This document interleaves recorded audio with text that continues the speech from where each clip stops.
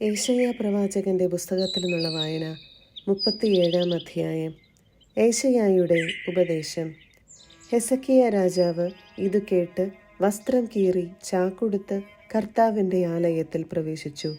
കൊട്ടാരം വിചാരിപ്പുകാരനായ എലിയാക്കിമിനെയും കാര്യവിചാരകനായ ശെബ്നായെയും ശ്രേഷ്ഠ പുരോഹിതന്മാരെയും ചാക്കുടുപ്പിച്ച് ആമോസിൻ്റെ പുത്രനായ ഏശയ്യാ പ്രവാചകന്റെ അടുത്തേക്ക് അവൻ അയച്ചു. അവർ ഏശയ്യായോട് പറഞ്ഞു, ഹെസക്കിയ പറയുന്നു, ഇത് കഷ്ടതയുടെയും ശാസനയുടെയും കടുത്ത അവമാനത്തിൻ്റെയും ദിനമാണ്. കുഞ്ഞുങ്ങൾ പിറക്കേണ്ട നേരമായി, എന്നാൽ പ്രസവിക്കാൻ ശക്തിയില്ല. ജീവിക്കുന്നവനായ ദൈവത്തെ നിന്ദിക്കാൻ തൻ്റെ യജമാനനായ അസീറിയ രാജാവ് അയച്ചിരുന്ന റബ്ശക്കയുടെ വാക്കുകൾ നിന്റെ ദൈവമായ കർത്താവ് കേട്ടിരിക്കുകയില്ലേ? ആ വാക്കുകൾക്ക് അവിടുന്ന് ശിക്ഷ നൽകുകയില്ലേ? അതിനാൽ അവശേഷിച്ചിരിക്കുന്നവർക്കു വേണ്ടി നീ പ്രാർത്ഥിക്കുക. ഹെസക്കിയ രാജാവിൻ്റെ ദാസന്മാർ ഏശയ്യായെ സമീപിച്ചപ്പോൾ അവൻ അവരോട് പറഞ്ഞു, നിങ്ങളുടെ യജമാനനോട് പറയുക, കർത്താവ് അരുളി ചെയ്യുന്നു, അസീറിയ രാജാവിൻ്റെ ദാസന്മാർ എന്നെ നിന്ദിച്ചു പറഞ്ഞ വാക്കു കേട്ട് പേടിക്കേണ്ട. അവൻ ഒരു കിംവദന്തി കേട്ട് സ്വന്തം നാട്ടിലേക്ക് പോകത്തക്ക വിധം അവനിൽ ഞാനൊരു ആത്മാവിനെ നിക്ഷേപിക്കും. സ്വന്തം ദേശത്ത് വെച്ച് വാളിനിരയാകാൻ ഞാൻ അവന് ഇടവരുത്തും. റബ്ശക്കെ മടങ്ങിപ്പോയി. അസീറിയ രാജാവ് ലിബ്നായ്ക്കെതിരെ യുദ്ധം ചെയ്യുന്നത് അവൻ കണ്ടു. രാജാവ് ലാക്കിഷ് വിട്ടെന്ന് അവൻ കേട്ടിരുന്നു. തനിക്കെതിരെ യുദ്ധം ചെയ്യാൻ എത്തിയോപ്യ രാജാവായ തിർഹാക്ക പുറപ്പെട്ടിരിക്കുന്നെന്ന് രാജാവ് കേട്ടു. അവൻ ഹെസക്കിയായുടെ അടുത്തേക്ക് ദൂതന്മാരെ അയച്ചു പറഞ്ഞു, യൂദ രാജാവായ ഹെസക്കിയായോട് നിങ്ങൾ പറയണം, അസീറിയ രാജാവിൻ്റെ കരങ്ങളിൽ ജെറുസലേം ഏൽപ്പിക്കപ്പെടുകയില്ലെന്ന് വാഗ്ദാനം ചെയ്ത് നിങ്ങൾ ആശ്രയിക്കുന്ന ദൈവം നിങ്ങളെ വഞ്ചിക്കാതിരിക്കട്ടെ. അസീറിയ രാജാക്കന്മാർ എല്ലാ ദേശങ്ങളെയും എപ്രകാരം നിശ്ശേഷം നശിപ്പിച്ചുവെന്ന് നിങ്ങൾ കേട്ടിട്ടുണ്ട്. നിങ്ങൾക്ക് രക്ഷ കിട്ടുമോ? എൻ്റെ പിതാക്കന്മാർ നശിപ്പിച്ച ഗോസാൻ, ആരാൻ, റസഫ്, തെലാസറിലുണ്ടായിരുന്ന ഏദൻകാർ എന്നീ ജനതകളെ അവരുടെ ദേവന്മാർ രക്ഷിച്ചോ? ഹാമാത്തിലെയും അർപ്പാദിലെയും സെഫാർവയും നഗരത്തിലെയും ഹേനായിലെയും ഇവ്വായിലെയും രാജാക്കന്മാർ ഇപ്പോൾ എവിടെ? ഹെസക്കിയ ദൂതന്മാരുടെ കയ്യിൽ നിന്ന് കത്ത് വാങ്ങി വായിച്ചു. അവൻ കർത്താവിൻ്റെ ആലയത്തിൽ പ്രവേശിച്ച് അത് അവിടുത്തെ മുൻപിൽ നിവർത്തി വച്ചു. അവൻ കർത്താവിനോട് പ്രാർത്ഥിച്ചു, സൈന്യങ്ങളുടെ കർത്താവേ, ഇസ്രായേലിൻ്റെ ദൈവമേ, കെരൂബുകളിന്മേൽ സിംഹാസനസ്ഥനായിരിക്കുന്നവനെ, അങ്ങാണ്, അങ്ങ് മാത്രമാണ് ഭൂമിയിലെ എല്ലാ രാജ്യങ്ങളുടെയും ദൈവം. ആകാശവും ഭൂമിയും അങ്ങ് സൃഷ്ടിച്ചു. കർത്താവെ, ചെവി ചായച്ച് ശ്രവിക്കണമേ. അങ്ങ് കണ്ണു തുറന്ന് കടാക്ഷിക്കണമേ. ജീവിക്കുന്നവനായ ദൈവത്തെ നിന്ദിക്കാൻ സെന്നാകെരിബ് അയച്ച സന്ദേശം അങ്ങ് ശ്രവിക്കണമേ. കർത്താവെ, അസീറിയ രാജാക്കന്മാർ എല്ലാ ജനതകളെയും അവരുടെ ദേശങ്ങളെയും ശൂന്യമാക്കുകയും അവരുടെ ദേവന്മാരെ അഗ്നിക്കിരയാക്കുകയും ചെയ്തുവല്ലോ. അവർ ദേവന്മാരായിരുന്നില്ല, മനുഷ്യൻ്റെ കരവേലയായ മരവും കല്ലും മാത്രമായിരുന്നു അവർ. അതുകൊണ്ടാണല്ലോ അവ നശിപ്പിക്കപ്പെട്ടത്. ഞങ്ങളുടെ ദൈവമായ കർത്താവെ, അവൻ്റെ കയ്യിൽ നിന്ന് ഞങ്ങളെ രക്ഷിക്കണമേ. അങ്ങ് മാത്രമാണ് കർത്താവെന്ന് ഭൂമിയിലെ സകല രാജ്യങ്ങളും അറിയട്ടെ. അപ്പോൾ ആമോസിൻ്റെ പുത്രനായ ഏശയ്യാ ഹെസക്കിയായ്ക്ക് ഈ സന്ദേശം അയച്ചു. ഇസ്രായേലിൻ്റെ ദൈവമായ കർത്താവ് അരുളി ചെയ്യുന്നു, അസീറിയ രാജാവായ സെന്നാകെരിബിനെ സംബന്ധിച്ച് നീ എന്നോട് പ്രാർത്ഥിച്ചു. അവനെക്കുറിച്ച് കർത്താവ് അരുളി ചെയ്യുന്നു, കന്യകയായ സിയോൻ പുത്രി നിന്നെ വെറുക്കുകയും നിന്ദിക്കുകയും ചെയ്യുന്നു.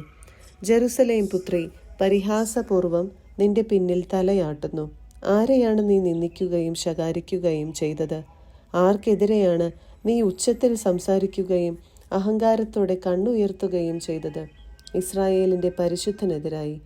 നിന്റെ ദാസന്മാർ വഴി നീ കർത്താവിനെ നിന്ദിച്ചു പറഞ്ഞു. എൻ്റെ അനേകം രഥങ്ങളുമായി ഞാൻ പർവ്വതങ്ങളുടെ മുകളിലും ലെബനോന്റെ വിദൂര ശിഖരങ്ങളിലും കയറി. അതിൻ്റെ ഉയർന്ന ദേവദാരുക്കളെയും വിശിഷ്ടമായ സരളമരങ്ങളെയും ഞാൻ വെട്ടിവീഴ്ത്തി. അതിൻ്റെ വിദൂരമായ കൊടുമുടിയിലും ഇടതിങ്ങി വളരുന്ന വനത്തിലും ഞാൻ കടന്നു ചെന്നു. ഞാൻ കിണറുകൾ കുഴിച്ച് വെള്ളം കുടിച്ചു. എൻ്റെ ഉള്ളങ്കാൽ കൊണ്ട് ഈജിപ്തിലെ നദികളെയെല്ലാം ഞാൻ വറ്റിച്ചു കളഞ്ഞു. ഞാനിത് പണ്ടേ നിശ്ചയിച്ചതാണെന്ന് നീ കേട്ടിട്ടില്ലേ? പണ്ടേ നിശ്ചയിച്ചത് ഞാൻ ഇപ്പോൾ നടപ്പിലാക്കുന്നു. നീ സുരക്ഷിത നഗരങ്ങളെ തകർത്ത് നാശകൂമ്പാരമാക്കും. അപ്പോൾ അതിലെ നിവാസികൾ ശക്തി ക്ഷയിച്ച് ആകുലരും പരിഭ്രാന്തരും ആകും. അവർ വയലിലെ സസ്യങ്ങൾ പോലെയും ഇളം പുല്ലുപോലെയും വളരുന്നതിന് മുൻപേ ഉണങ്ങിപ്പോകുന്ന പുരപ്പുറത്തെ പുല്ലുപോലെയും ആയിത്തീരും. ഇതെല്ലാം ഞാൻ പണ്ടേ നിശ്ചയിച്ചതാണ്. നിന്റെ പ്രവൃത്തികളും വ്യാപാരങ്ങളും നീ എൻ്റെ നേരെ കോപിക്കുന്നതും ഞാൻ അറിയുന്നു. നീ എന്നോട് കോപിക്കുകയും നിന്റെ അഹങ്കാരം ഞാൻ അറിയുകയും ചെയ്തതുകൊണ്ട് ഞാൻ എൻ്റെ കൊളുത്ത് നിന്റെ മൂക്കിലും കടിഞ്ഞാൺ നിന്റെ വായിലുമിട്ട് വന്ന വഴിക്ക് തന്നെ നിന്നെ തിരിച്ചോടിക്കും. ഇതു നിങ്ങൾക്ക് അടയാളമായിരിക്കും. ഈ വർഷം സ്വയം വളരുന്നത് ഭക്ഷിക്കുക. 2-ാം വർഷവും അങ്ങനെ തന്നെ ചെയ്യുക. 3-ാം വർഷം വിത്ത് വിതയ്ക്കുകയും കൊയ്യുകയും മുന്തിരിത്തോട്ടം നട്ടുപിടിപ്പിക്കുകയും അവയുടെ ഫലം ആസ്വദിക്കുകയും ചെയ്യുക. യൂദായുടെ ഭവനത്തിൽ അവശേഷിക്കുന്നവർ വീണ്ടും വേരുപിടിക്കുകയും ഫലം പുറപ്പെടുവിക്കുകയും ചെയ്യും. ജെറുസലേമിൽ നിന്ന് ഒരു അവശിഷ്ട ഭാഗം പുറപ്പെടും. സിയോൻ പർവ്വതത്തിൽ നിന്ന് അതിജീവിച്ചവരുടെ ഒരു ഗണവും. സൈന്യങ്ങളുടെ കർത്താവിൻ്റെ തീക്ഷ്ണത ഇത് നിവൃത്തിയാക്കും. അസീറിയ രാജാവിനെ കുറിച്ച് കർത്താവ് അരുളി ചെയ്യുന്നു. അവൻ ഈ നഗരത്തിലേക്ക് വരികയോ ഇതിനെതിരെ അമ്പെയ്യുകയോ ചെയ്യുകയില്ല. പരിചയുമേന്തി വന്ന് ഇതിനെതിരെ ഉപരോധ വലയം നിർമ്മിക്കുകയില്ല. വന്ന വഴിയിലൂടെ തന്നെ അവൻ തിരിച്ചു പോകുമെന്നും നഗരത്തിൽ പ്രവേശിക്കുകയില്ലെന്നും കർത്താവ് അരുളി ചെയ്യുന്നു. എനിക്ക് വേണ്ടിയും എൻ്റെ ദാസനായ ദാവീദിനു വേണ്ടിയും ഞാൻ ഈ നഗരത്തെ സംരക്ഷിക്കും. കർത്താവിൻ്റെ ദൂതൻ അസീറിയക്കാരുടെ പാളയത്തിൽ കടന്ന് 1,85,000 പേരെ വധിച്ചു. അതിരാവിലെ ഉണർന്നപ്പോൾ അവരെല്ലാം മരിച്ചു കിടക്കുന്നത് കണ്ടു. അപ്പോൾ അസീറിയ രാജാവായ സെന്നാകെരിബ് തിരിച്ചുപോയി നിനവയിൽ വസിച്ചു. തൻ്റെ ദേവനായ നിസ്രോക്കിൻ്റെ ക്ഷേത്രത്തിൽ ആരാധന നടത്തുമ്പോൾ അവനെ പുത്രന്മാരായ അദ്രാമലക്, ശരേസർ എന്നിവർ ചേർന്ന് വാളുകൊണ്ട് വധിച്ചിട്ട് അരാറാത്തിൻ്റെ ദേശത്തേക്ക് ഓടി രക്ഷപ്പെട്ടു. അവനു പകരം പുത്രനായ എസാർഹദോൻ ഭരണമേറ്റു. 38-ാം അധ്യായം. ഹെസക്കിയായുടെ രോഗശാന്തി. ആ ദിവസങ്ങളിൽ ഹെസക്കിയ രോഗിയാവുകയും മരണത്തോട് അടുക്കുകയും ചെയ്തു. ആമോസിൻ്റെ പുത്രനായ യെശയ്യാ പ്രവാചകൻ അവനെ സമീപിച്ചു പറഞ്ഞു, കർത്താവ് അരുളി ചെയ്യുന്നു, നിന്റെ ഭവനം ക്രമപ്പെടുത്തുക, എന്തെന്നാൽ നീ മരിക്കും, സുഖം പ്രാപിക്കുകയില്ല. ഹെസക്കിയ ചുമരിൻ്റെ നേരെ തിരിഞ്ഞ് കർത്താവിനോട് പ്രാർത്ഥിച്ചു, കർത്താവെ, ഞാൻ വിശ്വസ്തയോടും പൂർണ്ണ ഹൃദയത്തോടും കൂടെ അങ്ങയുടെ മുൻപിൽ വ്യാപരിച്ചുവെന്നും അങ്ങയ്ക്ക് പ്രീതികരമായത് എപ്പോഴും അനുവർത്തിച്ചുവെന്നും അങ്ങ് ഇപ്പോൾ അനുസ്മരിക്കണമേ. അനന്തരം ഹെസക്കിയ വേദനയോടെ കരഞ്ഞു. അപ്പോൾ യെശയ്യായ്ക്ക് കർത്താവിൻ്റെ അരുളപ്പാടുണ്ടായി, നീ ചെന്ന് ഹെസക്കിയായോട് പറയുക, നിന്റെ പിതാവായ ദാവീദിൻ്റെ ദൈവമായ കർത്താവ് അരുളി ചെയ്യുന്നു, നിന്റെ പ്രാർത്ഥന ഞാൻ ശ്രവിച്ചിരിക്കുന്നു, നിന്റെ കണ്ണുനീർ ഞാൻ ദർശിച്ചു. ഇതാ നിന്റെ ആയുസ് 15 വർഷം കൂടി ഞാൻ ദീർഘിപ്പിക്കും. ഞാൻ നിന്നെയും ഈ നഗരത്തെയും അസീറിയ രാജാവിൻ്റെ കരങ്ങളിൽ നിന്ന് രക്ഷിക്കുകയും ഈ നഗരത്തെ സംരക്ഷിക്കുകയും ചെയ്യും. കർത്താവിൻ്റെ ഈ വാഗ്ദാനം നിവൃത്തിയാകുമെന്നതിന് അവിടുന്ന് നൽകുന്ന അടയാളമാണ് ഇത്. ആഹാസിൻ്റെ ഘടികാരത്തിൽ അസ്തമയ സൂര്യൻ്റെ രശ്മികളേറ്റുണ്ടാകുന്ന നിഴൽ 10 ചുവട് പുറകോട്ട് തിരിയുന്നതിന് ഞാൻ ഇടയാക്കും. അങ്ങനെ ഘടികാരത്തിൽ നിഴൽ 10 ചുവട് പുറകോട്ട് മാറി. യൂദാ രാജാവായ ഹെസക്കിയ തനിക്ക് പിടിപെട്ട രോഗം മാറിയപ്പോൾ എഴുതിയത്: ഞാൻ പറഞ്ഞു, എൻ്റെ ജീവിതത്തിൻ്റെ മധ്യാഹ്നത്തിൽ ഞാൻ വേർപിരിയണം. ശേഷിച്ച ആയുസ് പാതാളവാതിൽക്കൽ ചെലവഴിക്കുന്നതിന് ഞാൻ വിധിക്കപ്പെട്ടിരിക്കുന്നു. ഞാൻ പറഞ്ഞു, ജീവനുള്ളവരുടെ നാട്ടിൽ ഞാൻ ഇനി കർത്താവിനെ ദർശിക്കുകയില്ല. ഭൂവാസികളുടെ ഇടയിൽ വെച്ച് മനുഷ്യനെ ഞാൻ ഇനി നോക്കുകയില്ല. ആട്ടിടയൻ്റെ കൂടാരം പോലെ എൻ്റെ ഭവനം എന്നിൽ നിന്ന് പറിച്ചു മാറ്റിയിരിക്കുന്നു. നെയ്ത്തുകാരനെ പോലെ എൻ്റെ ജീവിതം ഞാൻ ചുരുട്ടിയിരിക്കുന്നു. തറിയിൽ നിന്ന് അവിടുന്ന് എന്നെ മുറിച്ചു നീക്കി. പകലും രാത്രിയും അവിടുന്ന് എന്നെ അന്ത്യത്തിലേക്ക് നയിച്ചുകൊണ്ടിരിക്കുന്നു. പ്രഭാതം വരെ സഹായത്തിന് വേണ്ടി ഞാൻ കരയുന്നു. ഒരു സിംഹത്തെപ്പോലെ അവിടുന്ന് എൻ്റെ അസ്ഥികൾ തകർക്കുന്നു. രാപ്പകൽ അവിടുന്ന് എന്നെ അന്ത്യത്തിലേക്ക് നയിച്ചുകൊണ്ടിരിക്കുന്നു. മീവൽ പക്ഷിയെപ്പോലെയോ കൊക്കിനെ പോലെയോ ഞാൻ നിലവിളിക്കുന്നു. പ്രാവിനെ പോലെ ഞാൻ ഞരങ്ങിക്കൊണ്ടിരിക്കുന്നു. മുകളിലേക്ക് നോക്കി എൻ്റെ കണ്ണു തളർന്നിരിക്കുന്നു. കർത്താവെ, ഞാൻ മർദ്ദിക്കപ്പെടുന്നു. അങ്ങ് എൻ്റെ രക്ഷയായിരിക്കണമേ. എനിക്കെന്തു പറയാൻ കഴിയും? അവിടുന്ന് തന്നെ എന്നോട് സംസാരിക്കുകയും അവിടുന്ന് തന്നെ ഇത് പ്രവർത്തിക്കുകയും ചെയ്തിരിക്കുന്നു. മനോവേദന നിമിത്തം ഉറക്കവും എന്നെ വിട്ടകന്നിരിക്കുന്നു. കർത്താവെ, എന്നിട്ടും എൻ്റെ ആത്മാവ് അങ്ങയോടൊത്ത് ജീവിക്കും. ഞാൻ അങ്ങേക്ക് വേണ്ടി മാത്രം ജീവിക്കും. എനിക്ക് ആരോഗ്യം പ്രദാനം ചെയ്ത് എന്നെ ജീവിപ്പിക്കണമേ. എൻ്റെ കഠിന വേദന എൻ്റെ നന്മയ്ക്ക് വേണ്ടിയായിരുന്നു. അങ്ങ് എൻ്റെ സകല പാപങ്ങളും അങ്ങയുടെ പിന്നിൽ എറിഞ്ഞു കളഞ്ഞതുകൊണ്ട് നാശത്തിൻ്റെ കുഴിയിൽ നിന്ന് എൻ്റെ ജീവനെ അങ്ങ് രക്ഷിച്ചു. പാതാളം അങ്ങേക്ക് നന്ദി പറയുകയില്ല, മരണം അങ്ങയെ സ്തുതിക്കുകയില്ല. പാതാളത്തിൽ പതിക്കുന്നവർ അങ്ങയുടെ വിശ്വസ്തതയിൽ പ്രത്യാശയർപ്പിക്കുകയില്ല. ജീവിച്ചിരിക്കുന്നവൻ അവനാണ് അങ്ങേക്ക് നന്ദി പറയുന്നത്. ഞാൻ ഇപ്പോൾ ചെയ്യുന്നത് പോലെ തന്നെ പിതാവ് തൻ്റെ സന്തതികളെ അങ്ങയുടെ വിശ്വസ്തത അറിയിക്കുന്നു. കർത്താവ് എന്നെ രക്ഷിക്കും. ഞങ്ങൾ അവിടുത്തെ ഭവനത്തിൽ പ്രവേശിച്ച് ജീവിതകാലം മുഴുവൻ തന്ത്രീനാദത്തോടെ അങ്ങയെ കീർത്തിക്കും.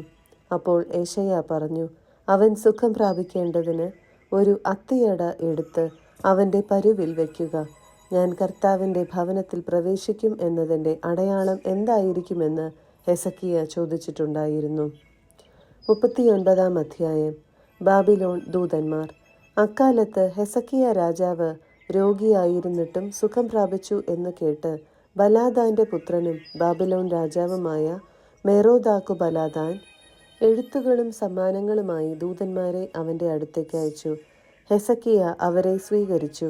അവൻ തൻ്റെ ഭണ്ഡാരവും വെള്ളിയും സ്വർണവും സുഗന്ധവ്യഞ്ജനങ്ങളും പരിമള തൈലവും തൻ്റെ ആയുധശാല മുഴുവനും സംഭരണശാലകളിൽ ഉണ്ടായിരുന്ന സർവ്വവും അവർക്ക് കാണിച്ചു കൊടുത്തു.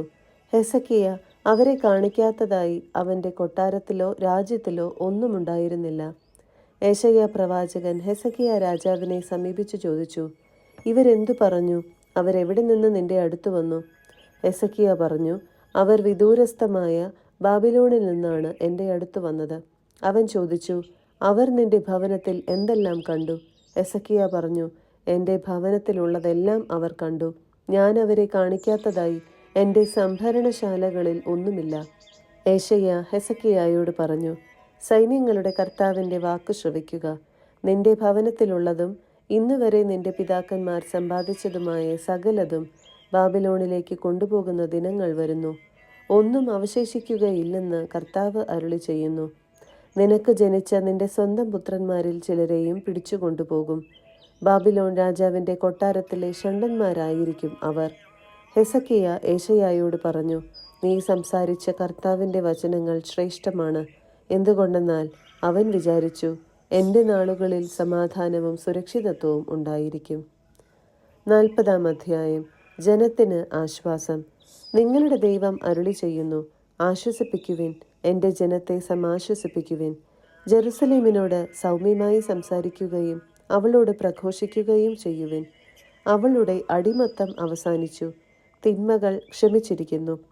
എല്ലാ പാപങ്ങൾക്കും കർത്താവിൽ നിന്ന് ഇരട്ടി ശിക്ഷയും ലഭിച്ചിരിക്കുന്നു. ഒരു സ്വരം ഉയരുന്നു, മരുഭൂമിയിൽ കർത്താവിന് വഴിയൊരുക്കുവിൻ. വിജനപ്രദേശത്ത് നമ്മുടെ ദൈവത്തിന് വിശാല വീഥി ഒരുക്കുവിൻ. താഴ്വരകൾ നികത്തപ്പെടും, മലകളും കുന്നുകളും താഴ്ത്തപ്പെടും. കുന്നും കുഴിയുമായ സ്ഥലങ്ങൾ നിരപ്പാകും, ദുർഘട പ്രദേശങ്ങൾ സമതലമാകും. കർത്താവിൻ്റെ മഹത്വം വെളിപ്പെടും. മർത്യരെല്ലാവരും ഒരുമിച്ച് ഇത് ദർശിക്കും. കർത്താവാണ് ഇത് അരുളി ചെയ്യുന്നത്. വീണ്ടും സ്വരമുയർന്നു, ഉദ്ഘോഷിക്കുക. ഞാൻ ആരാഞ്ഞു, ഞാൻ എന്ത് ഉദ്ഘോഷിക്കണം? ജഡം തൃണം മാത്രം, അതിൻ്റെ സൗന്ദര്യം വയലിലെ പുഷ്പം പോലെ ക്ഷണികവും.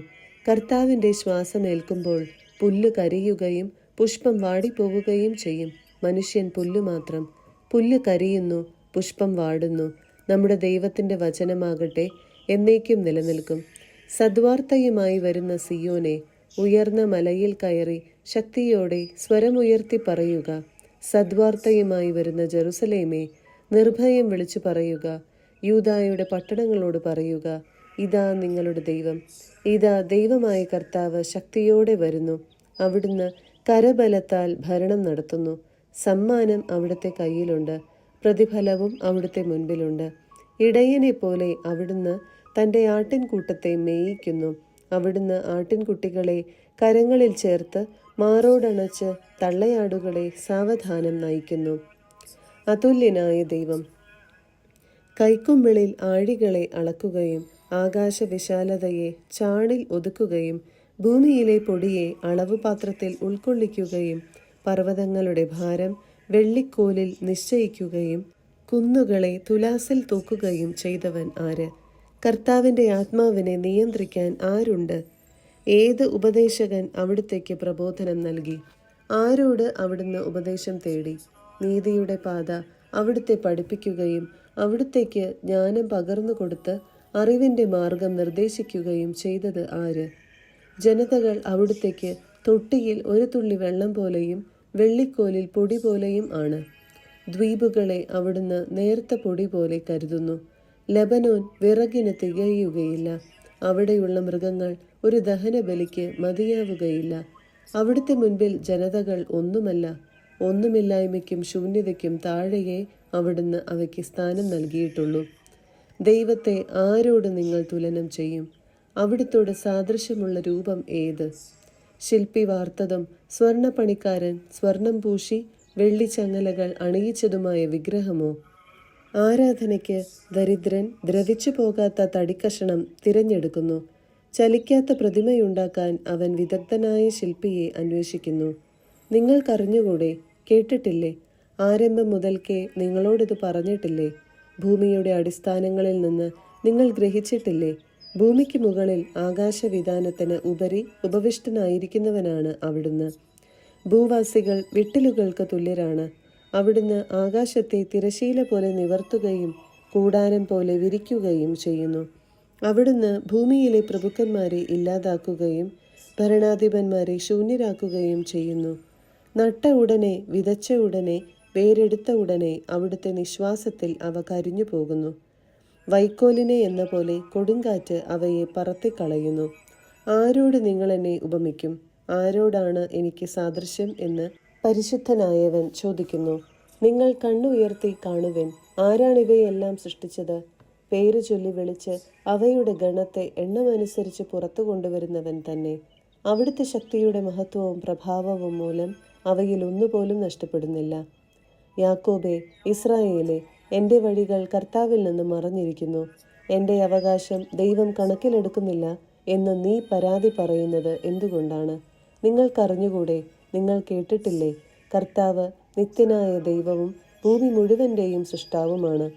അവിടുന്ന് ക്ഷീണിക്കുകയോ തളരുകയോ ഇല്ല. അവിടുത്തെ മനസ്സ് അഗ്രാഹ്യമാണ്. തളർന്നവന് അവിടുന്ന് ബലം നൽകുന്നു. ദുർബലന് ശക്തി പകരുകയും ചെയ്യുന്നു. യുവാക്കൾ പോലും തളരുകയും ക്ഷീണിക്കുകയും ചെയ്തേക്കാം. ചെറുപ്പക്കാർ ശക്തിയേറ്റു വീഴാം. എന്നാൽ ദൈവത്തിൽ ആശ്രയിക്കുന്നവർ വീണ്ടും ശക്തി പ്രാപിക്കും. അവർ കഴുകന്മാരെ പോലെ ചിറകടിച്ചുയരും. അവർ ഓടിയാലും ക്ഷീണിക്കുകയില്ല, നടന്നാൽ തളരുകയുമില്ല.